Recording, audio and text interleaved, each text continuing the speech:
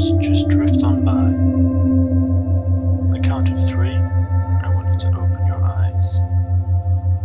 1, 2, 3.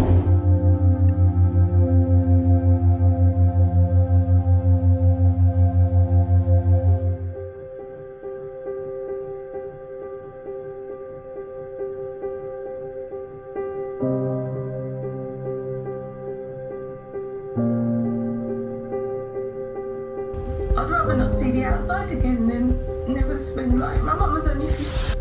The official number of deaths in the UK linked to coronavirus is more than 12,000, but it's important.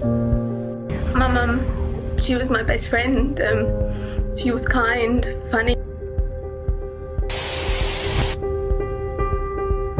On her street in southwest London, impossible to keep their distance from each other. So worth mentioning from the figures. 448,000. The average for this time of year. Rose Mitchell was a familiar face. To Rose. At 81, she passed away in her care home after contracting coronavirus.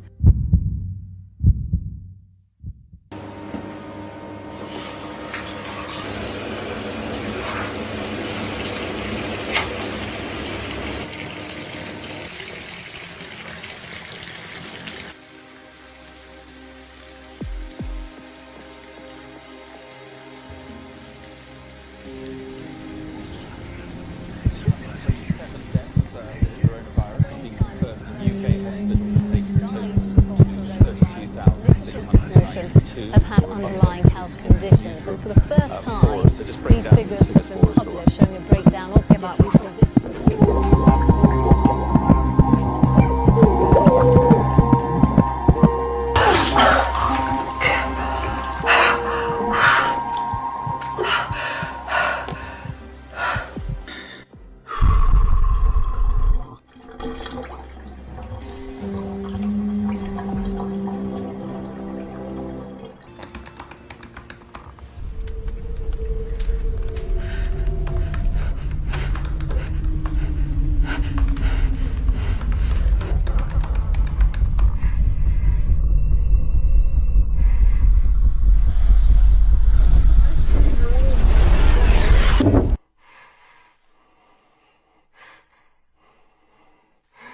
Now get comfortable and take a deep breath through your nose, exhaling through your mouth.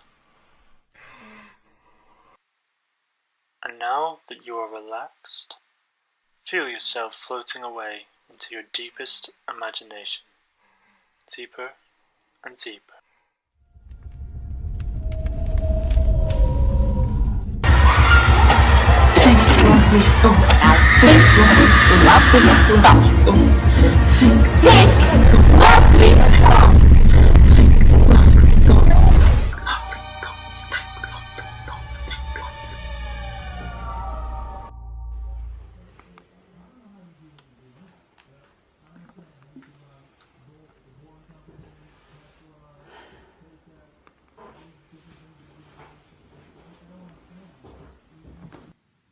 Dear stranger, when you're young, it feels like there's no hope. I think the world slowly steals that from us. I'm in my room, safe, and sometimes I imagine myself dying. How do you describe the indescribable? I wonder if the virus would take me if I was to leave the safety of this flat. My life claimed too early, unfairly. Here I'm protected, but out there, how can I be sure? How can people be so fine with it? Why are they not afraid? And that's when I feel it. The beast inside me wakes up. My mind sinks into a black hole and I can't escape it.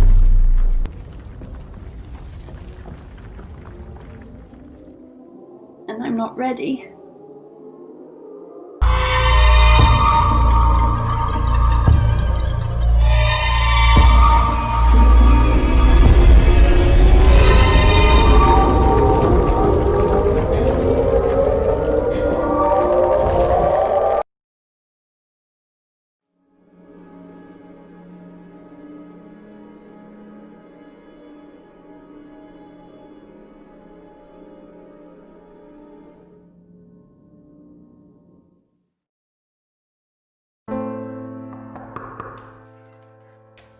Dear Ava, I know it's hard right now, sitting there feeling completely hopeless.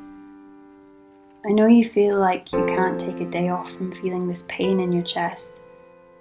You wish you could go to sleep and never wake up, but that's not how life works. Do yourself a favour and think of your favourite place and go there. Once you're there, listen to the sounds around you. Do you hear that? The waves moving. This is a reminder that life always goes on. One day you will sit in the same spot, feeling happy.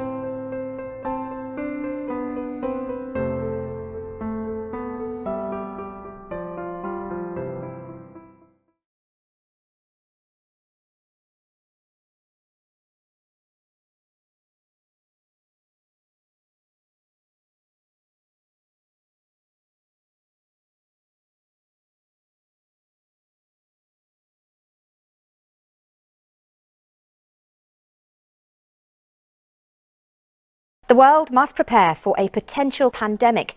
That's the warning from the head of the World Health Organization. Over the past few hours, fresh cases have been confirmed in countries around the globe.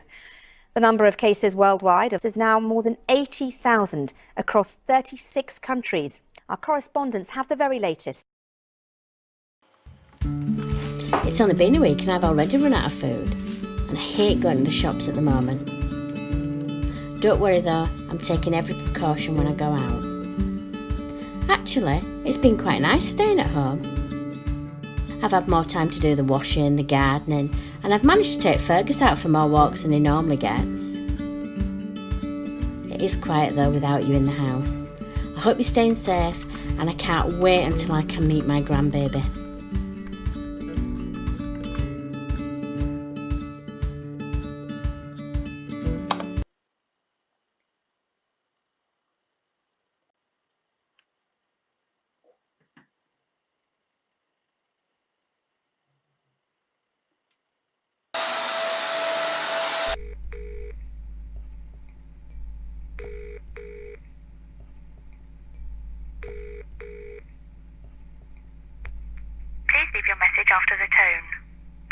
key to end.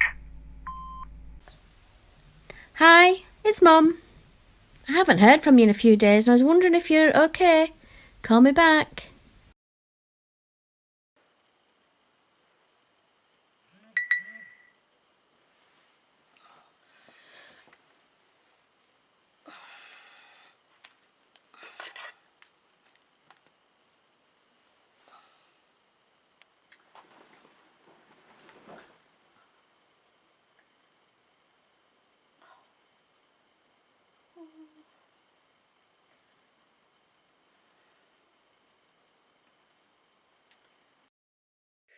$248,818 people have tested positive, and that's an increase of 2,412 cases since yesterday. And sadly, of those who've tested positive, 35,341 have now died. And that's an increase of 545 fatalities since yesterday.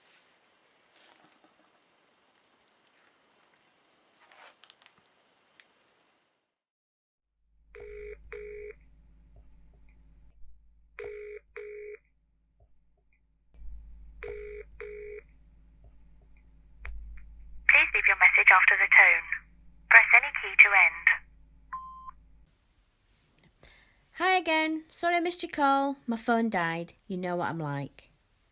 I was looking through your old baby pictures today, and then I got the photograph of Rosie in the post. Oh, she looks exactly like you when you were that age. I can't wait to see you both next week.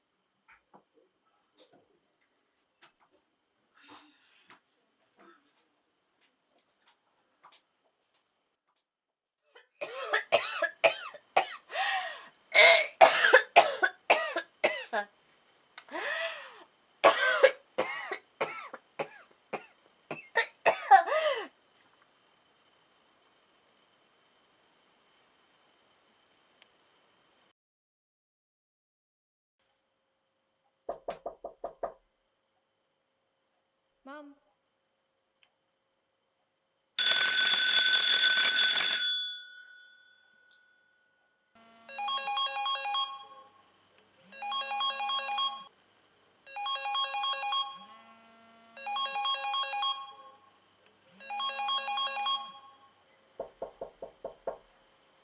Mum.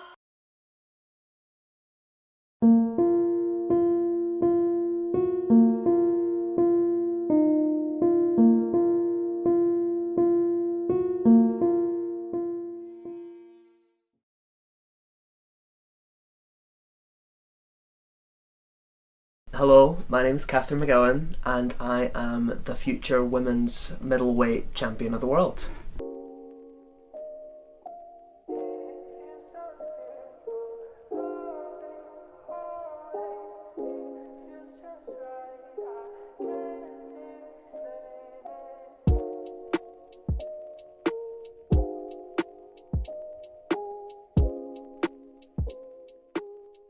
There's so much that brought me into actually pursuing it as a future for myself, you know.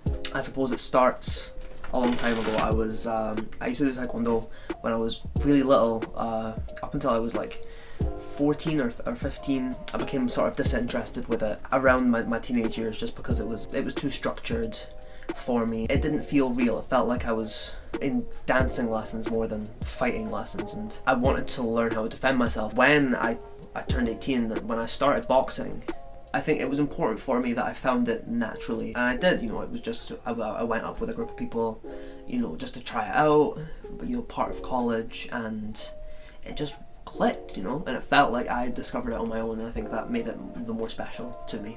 It just made so much more sense. Like it was more martial combat sport being taught to me in a way that it was new and it was exciting and it was more independent. It wasn't me standing in a line of a bunch of other people standing in a big grid. It was personal, and I was left to punch my way, and you know, while I was doing it right, as long as I was doing it right, I should say, then I was doing it right, and I was left to improve with myself. And obviously, you know, you get helped by the boxers that are there and the older guys who train us, but at the end of it, when I go into a boxing gym, it's down to me, and I know that my focus can just be on me, and I don't have to worry about being exactly the same as anybody else. You can see documented through time and between fighters at different weights, different boxing techniques and everything, and different styles, boxer to boxer. There's a lot there, and it's very varied.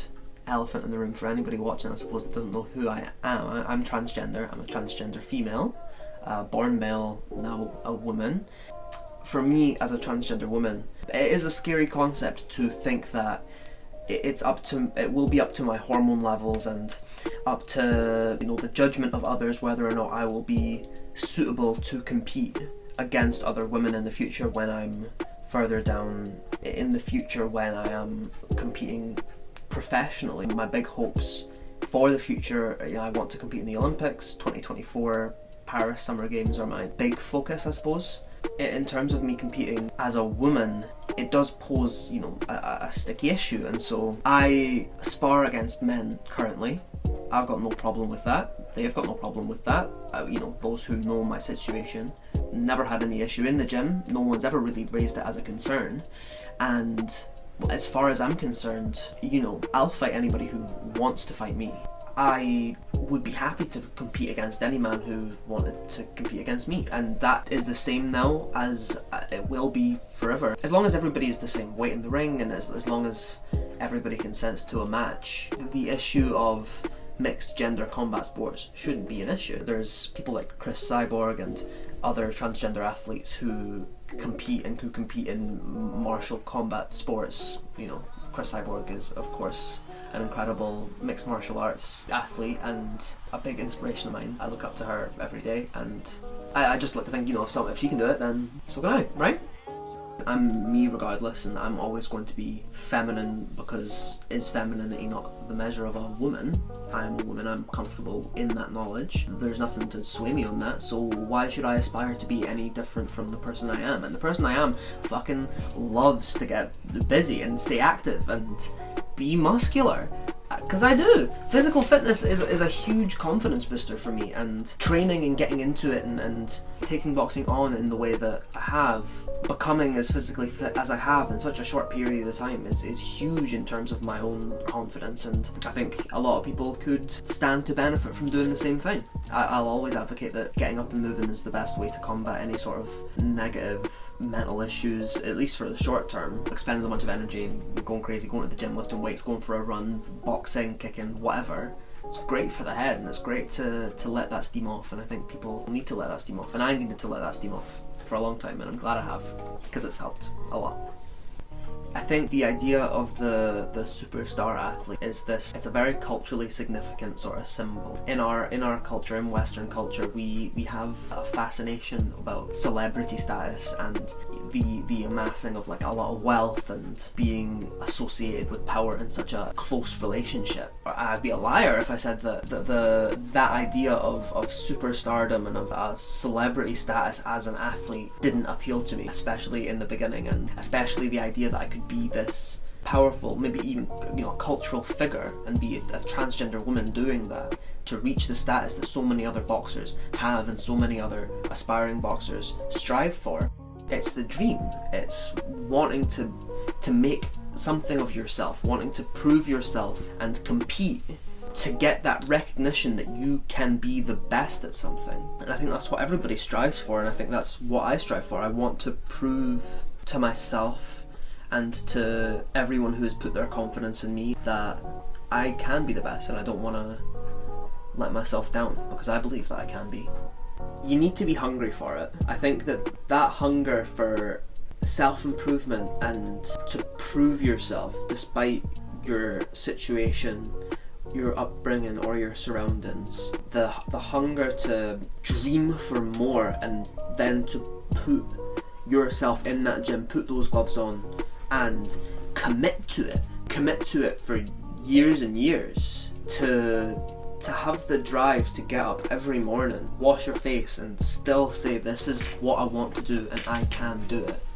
There's a drive to boxers, a spark in people's eye that I see in the gym every single day. People who have been working so hard for so long for a chance to prove to everybody that they are the best. It's beautiful, and that's why I'm boxing.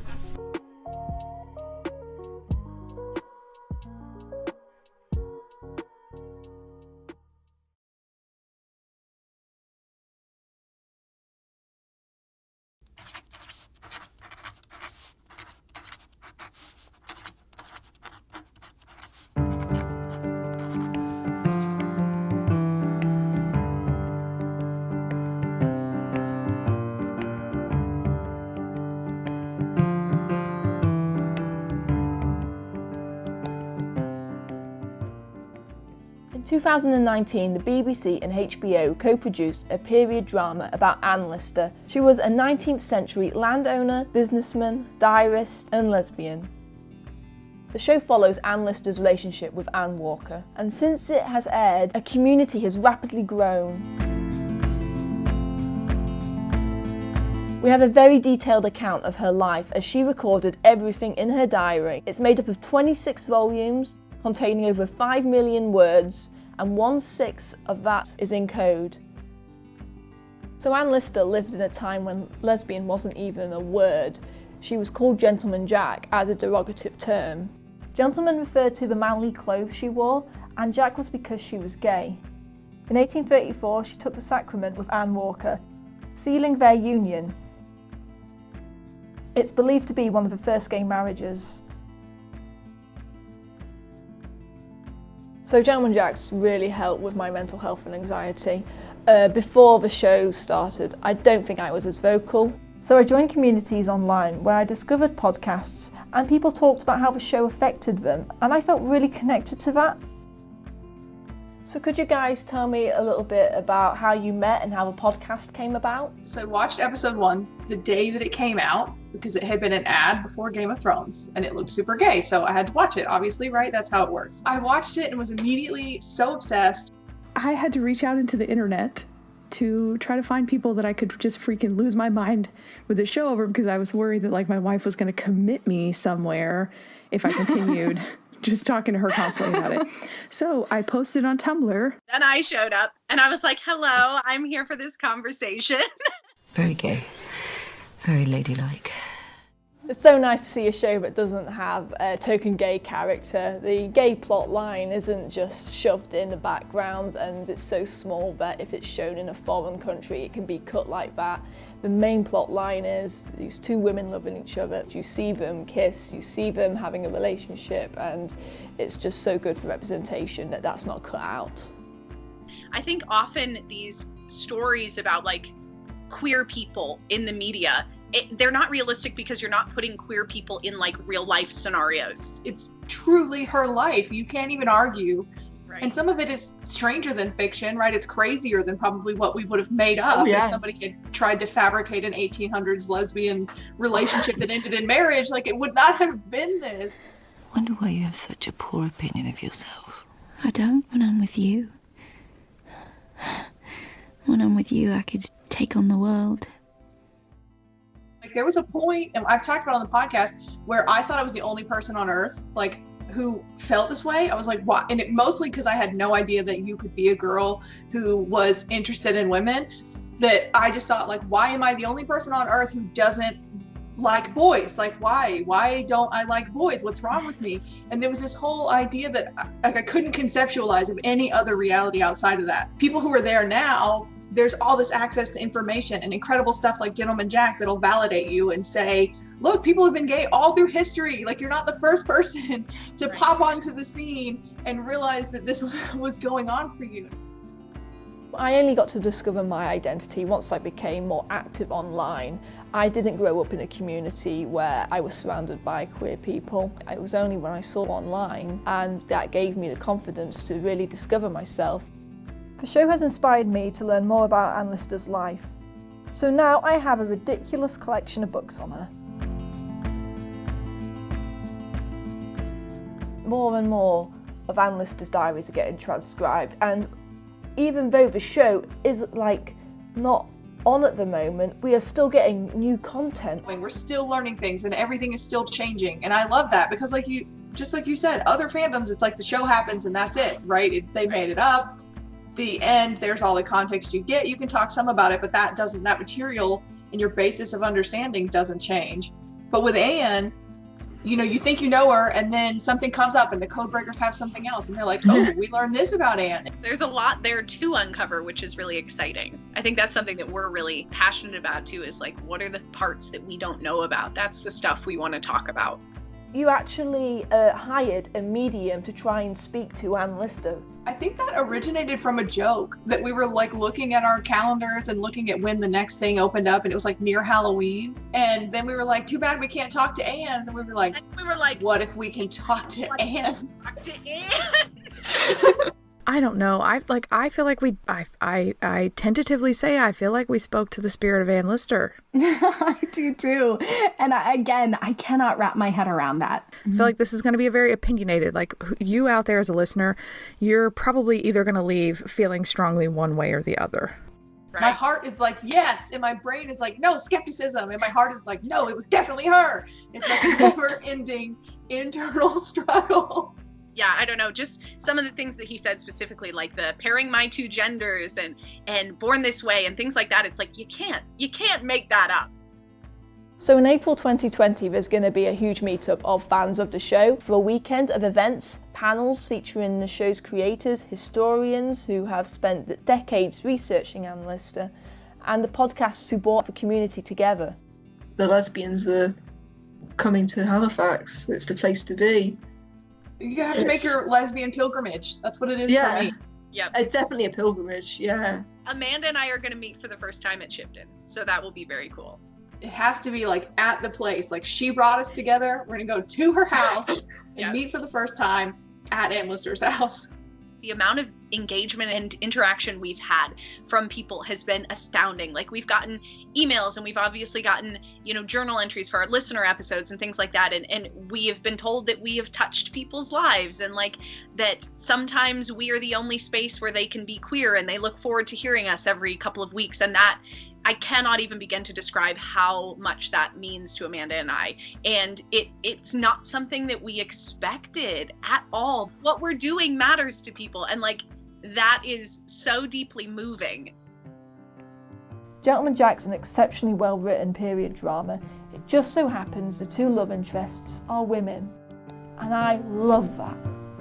Behind her back, she's Gentleman Jack, a Yorkshire lady of renown. Never so fine, won't toe the line, speak her name, gentleman frown. With Shipton all, she had them all, the fairest sex fell under a spell. Dapper and bright, she held them tight, handsome man seduced them well. Gentleman Jack, oh Gentleman Jack, watch your back, you're under attack. The husbands are coming, you better start running, for nobody likes a Jack the Lass. Jack the Lass, Jack the Lass, no one likes a Jack the Lass. The code is cracked, your bags are packed, the knives are out for Gentleman Jack.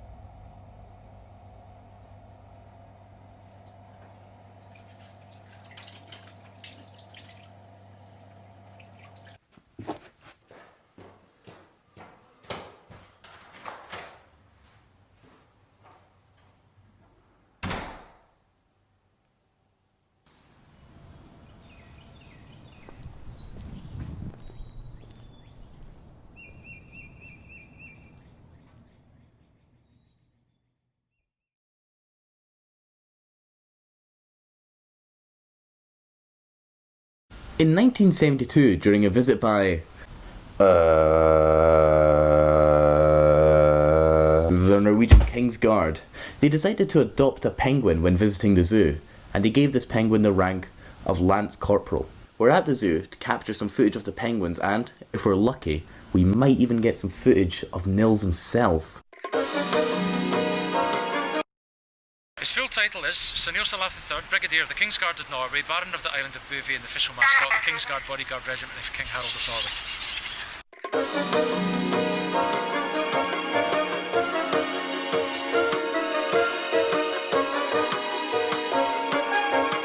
The importance of penguins relating to Norway and Scotland doesn't actually begin with Nils Olav, but rather with Roald Amundsen. He was the first person to reach the South Pole and gifted Edinburgh Zoo with its first king penguin in 1913. Nils gets a promotion every time the Norwegian King's Guard visit, to the point where he now outranks the person who first thought of the idea, Nils Egling. Plus, if I read the wiki right, which I probably didn't. Brigadier is a pretty high rank. Especially for a penguin who hasn't done anything, except be adorable. The idea to adopt a penguin was first thought of in 1961 when Nils Eglen was actually visiting the penguin colony. That was a full 10 years before they even adopted him. Now, if you're anything like me, you're probably wondering... Wait a minute. If he was adopted in 1972, he'd be over 45 years old. Surely he'd be dead by now. No, we're actually on our We're actually on Nils Olav III. Now, if you'll allow me to go a wee bit flat earther for a second. I think what's actually been happening is Nils works as a Norwegian spy for the government. Now, Edinburgh Zoo keeps figuring it out, so they have to assassinate him. But you can't just kill a penguin and get away with it. No, they have to cover up. They find a new one. We're now on our third Nils. You think penguins just drop off like that? No, that's suspicious. But of course, that's just a theory. It couldn't possibly be true. I think what this actually tells us is that Nils is not just a penguin. He's an idea. The thought of something bigger than us.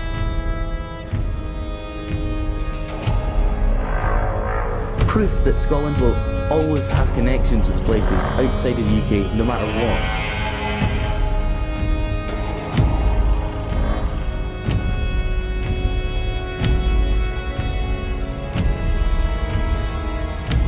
Some way related to a place out with Scotland.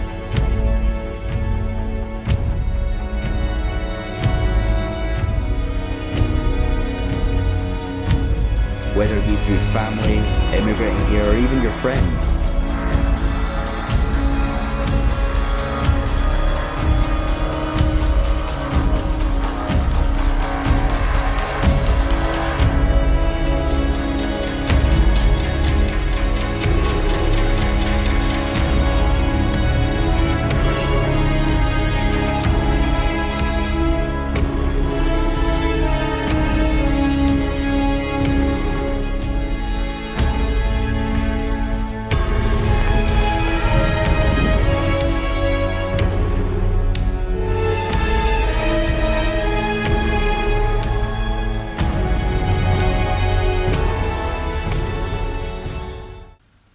Spent too much money on this fucking film.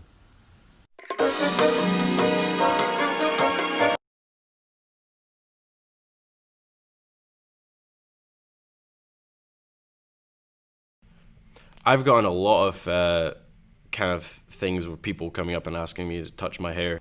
A lot of people going up to me like, "Aye mate, can I touch your hair? Your hair looks really cool, man. I like all curly and that. Is that like natural and stuff?" I'm like, "Aye mate, it's just like this. Like I don't like use like curlers and stuff. No man, it's just how it is, man." Like my brother who does have a bit of an afro, like his hair grows like that. People touch his hair, and I had to teach him like, no, you don't let people touch your hair. Like that's part of you and your culture and who you are. People are like, "Oh my god, like your hair, it's so like fluffy," or whatever. It's been very much on me to teach him about our culture because my mum is white. She doesn't understand it the same way, obviously. I was in a situation where because you've not got anybody else that's like you, there's no one there to tell you it shouldn't be like this. You shouldn't allow people to, come over and to touch it and to play with it and to get excited about it, because I think that's what people would get really like, "Oh my goodness." And you do become aware. And the thing is, I think what's dangerous is you're not aware at the time, but it's years later when you look back and you see it and it's not nice, it's not cool. Coming into high school, when I did start to grow my hair out a little bit more, especially when I first moved up, like I had an afro, I was still quite, enthusiastic about my hair, and so were all these other people, and I had these people who suddenly wanted to touch my hair, and I let them. And because I started letting them, by the time it got around to the point where I started to feel a wee bit like, well, this is a bit invasive, like all these people are touching my hair, I'm not so comfortable about this. I found it kind of difficult to get them to stop. I was going to say, do you know what I mean? Yeah. I remember quite vividly being in class and someone would touch my hair and was like speaking to me about it and asked if they could cut some of it off. It must have been like Spanish or it was like a languages class, and it was the guys sitting behind me, and we were doing some sort of crafts thing, and they were like touching my hair and stuff, and we were speaking, and they were like, "Can I have some?" I was like, "What? Like some of your hair? Like, I want to take some." And I was like, "No, maybe not."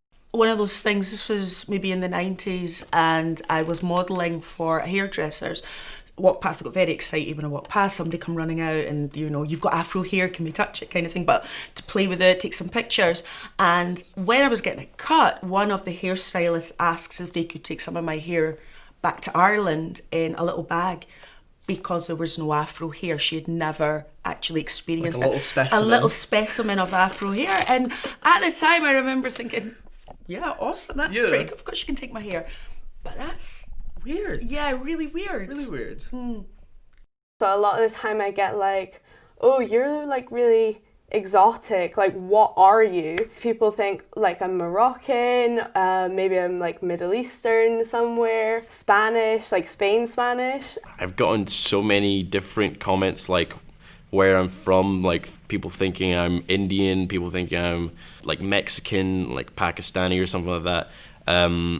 But because of my like curly ass hair, it tends to distinguish me more as being half African American, or not African, whatever, Scottish.